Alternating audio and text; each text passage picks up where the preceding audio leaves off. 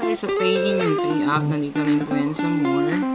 Bago dito po, lalabas lahat ng record ng inyong mga, kanyara nagad kayo ng funds, ayan, pang supply or anything, pwede nyo kuhain sa kaha, dagdagan yung kaha, kanyari po tayong expenses, meron po tayong types dito, bali, and show expenses sa section natin, nandito po lahat yan.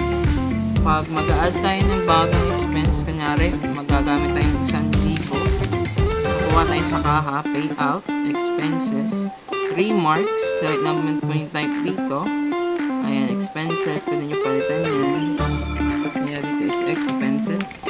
Ayan, then remarks, pag kayo bumili, kanyari buy stocks, confirm.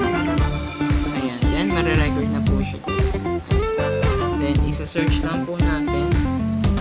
Then, ayan po yung record na nangyari.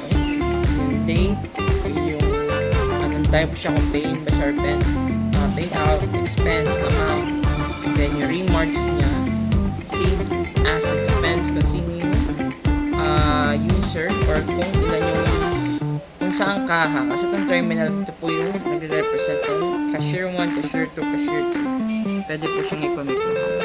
Ayan po yung pay in and payout.